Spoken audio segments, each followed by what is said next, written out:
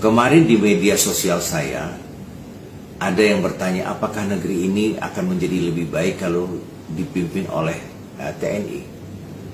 Saya ingin mengatakan begini, siapapun yang menjadi pimpinan di negeri ini, baik itu TNI, Polri, para cendekiawan, para rohaniawan, Indonesia tidak akan menjadi lebih baik. Tidak akan menjadi lebih baik selama kedaulatan rakyat dibegal oleh partai politik. Jadi negeri ini yang merusak itu adalah partai politik.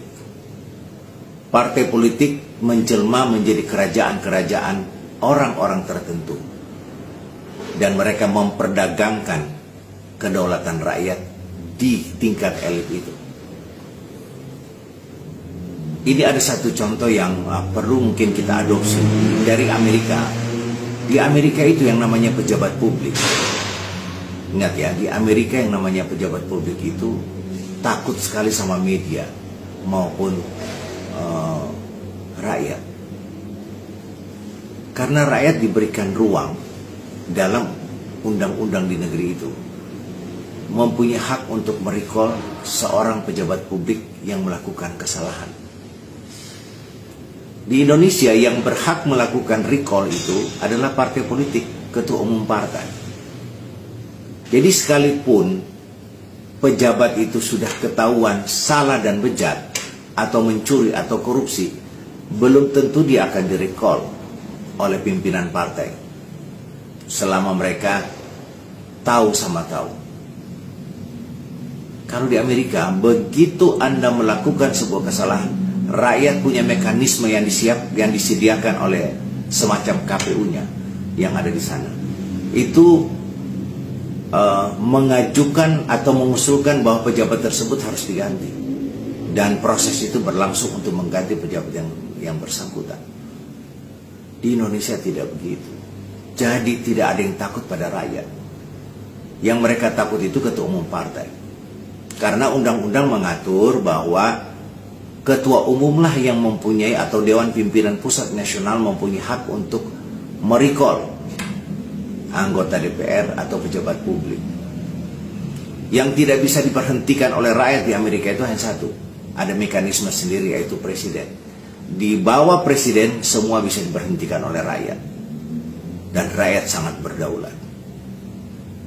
Anda bayangkan ya, kalau misalnya ini kejadian di depan mata kita, diperguncingkan oleh publik kasus Pertamina dan menyeret nama-nama orang terkenal dan pejabat publik. Jika undang-undang kita membolehkan rakyat untuk melakukan recall, maka saya kira Erick Thohir sudah lama berhenti. Demikian juga Menteri Kelautan, saya kira sudah lama diberhentikan rakyat. Tentu ada mekanisme melalui diminta kepada presiden untuk memberhentikan. Tapi kalau presiden tidak memberhentikan, maka presiden bisa di-impeach oleh parlemen. Jadi saya kira kedaulatan rakyat harus dikembalikan kepada rakyat. Rakyat harus berdaulat.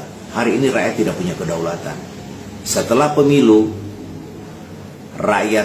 suara rakyat dibegal, kemudian suara rakyat ini mereka perdagangkan atas nama koalisi. Siapa yang menikmati semua perdagangan kedaulatan ini? Ya para elit. Rakyat hanya bisa menyaksikan tontonan-tontonan para elit yang berselancar, yang melakukan drama dengan berbagai macam kekayaan yang melimpah di mana-mana. Sementara di satu sisi rakyat yang mempunyai kedaulatan, mereka mengais-ngais rezeki dari hari ke hari hanya untuk bertahan hidup.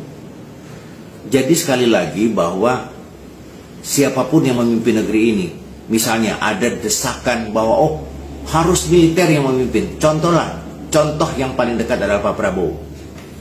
Jika Presiden Prabowo tidak berhasil untuk melakukan revisi undang-undang kepartaian, undang-undang partai politik, maka saya yakin Pak Prabowo juga akan disandra, Pak Prabowo juga akan tersandra, dan Pak Prabowo tidak bisa memperbaiki negeri ini menuju Indonesia lebih baik. Ini persoalannya adalah persoalan mendasar kita adalah dengan hak rakyat yang dibegal oleh partai politik. Jadi percuma buat kita melakukan dikotomi antara militer dan sipil. Bukan itu persoalan yang mendasar. Itu ada isu lain yang dimana ada kekhawatiran kelompok-kelompok masyarakat sipil jika akan terjadi militerisasi di negeri ini. Tapi ini ada hal yang lebih mendasar. Bisa saja nggak terjadi. Partai-partai politik ini akan semakin kuat posisi mereka jika mendapatkan dukungan dari militer, dan ini sangat berbahaya. Sangat berbahaya. Partai-partai politik kemudian mereka berselingkuh dengan TNI, dengan militer, maka kekuatan mereka semakin besar dan hanya menunggu waktu. Kapan negeri ini di tengah kerapuhan runtuh di tangan rakyat. Sekali lagi yang mau saya ingatkan bahwa undang-undang partai politik segera direvisi.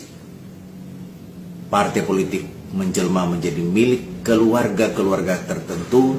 Partai politik sudah menjadi sumber pendapatan keluarga atau orang-orang tertentu. Ini harus kita hentikan. Dan saya kira Pak Prabowo bisa melakukan ini. Jika ada perlawanan dari partai politik, menurut saya Pak Prabowo bisa melakukan konsolidasi untuk menggerakkan rakyat bersama militer atau bersama TNI untuk memperbaiki negeri ini dari undang-undang kepartaian, undang-undang politik yang telah merusak tatanan demokrasi di negeri ini. Salam.